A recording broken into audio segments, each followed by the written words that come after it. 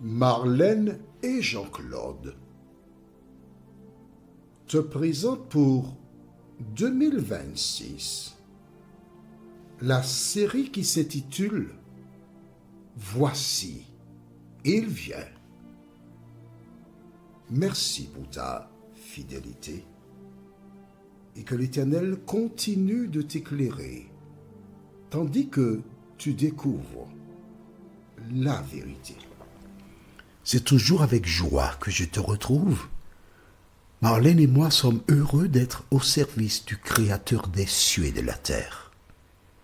Il nous a appelés des ténèbres à son admirable lumière et chargés d'une mission, dire à celles et ceux dans ce monde que Jésus revient bientôt afin d'introduire sur la nouvelle terre, dans un second temps, toutes celles et ceux qui ont placé leur espérance en lui.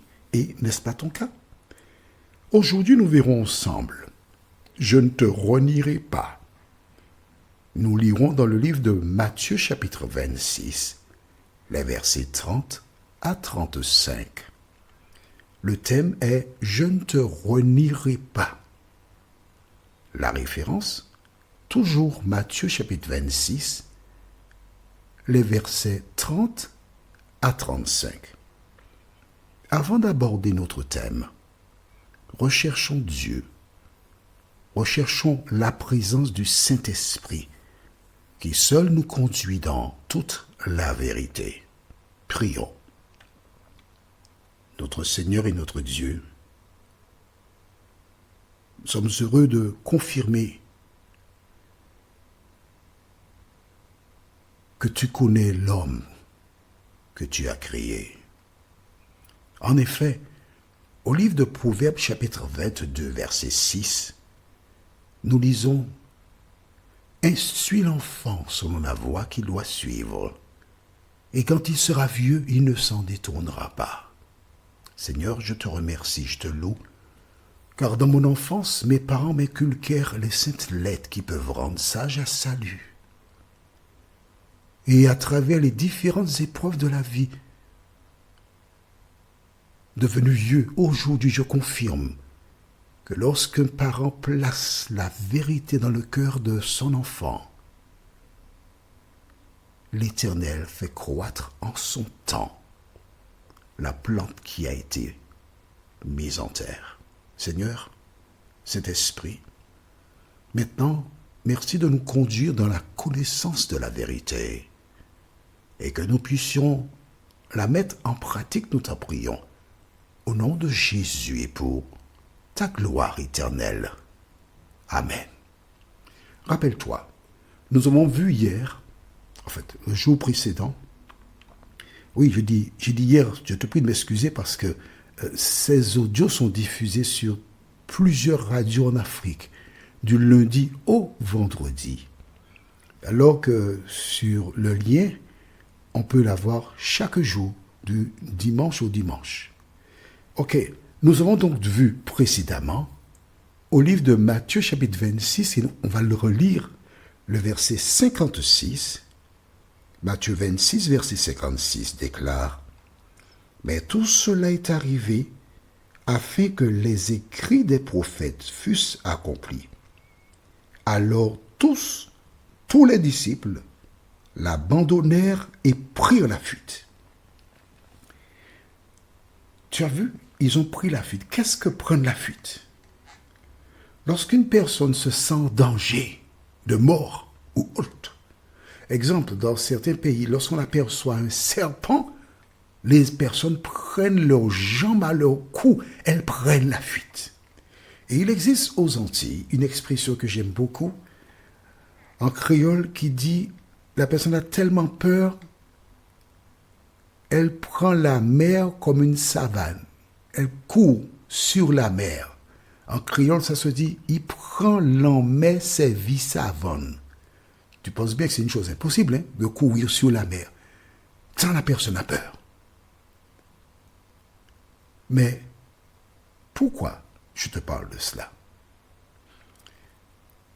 Au même chapitre 26, nous lisons la référence du jour, les versets 30 à 35 déclarent Après avoir chanté les cantiques, ils se rendirent à la montagne des Oliviers. Alors Jésus leur dit, « Je serai pour vous tous cette nuit. » Il n'a pas dit dans 2 jours, non. Il a dit cette nuit, aujourd'hui même, si tu préfères. Une occasion de chute. Car il est écrit, « Je frapperai le berger, et les brebis du troupeau seront dispersées. » On s'arrête ici.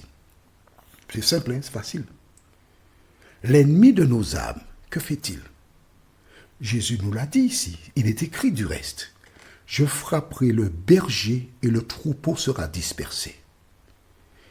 Essayons d'appliquer ça sur une échelle locale. La première personne que le diable va chercher à frapper, c'est qui selon toi? Le berger, c'est qui? Le père ou la mère? Et quand il a frappé le père ou la mère, il sait que les enfants seront dispersés. Il sait que les enfants n'ont plus de respect, d'amour pour leurs parents. Ils seront révoltés contre eux. Dans le domaine religieux, il va chercher à frapper qui? Le berger. Eh bien, celui qu'on appelle le pasteur ou l'ancien. Pour le mettre en difficulté. En agissant ici, plusieurs personnes qui ont tendance à prendre l'homme comme modèle ou comme exemple risquent de perdre la foi. Le travail du diable qui est là, oui. Tu ne savais pas ça? Et le diable utilise parfois des personnes qui sont des collègues pour pouvoir descendre un collègue. Et le diable est content. Et celui qui a descendu l'autre, il est content aussi. Il a descendu un homme. Quelle tristesse. Rappelle-toi. Le peuple d'Israël voguait et un roi qui s'appelle Akab épousait une femme qui s'appelait Jézabel. Une femme terrible.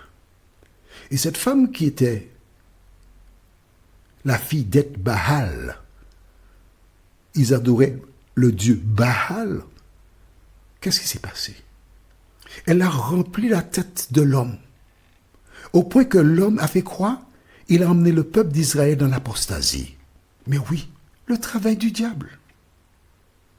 Frapper la tête pour que tout le groupe soit dispersé. Il n'a pas changé. C'est le même encore aujourd'hui.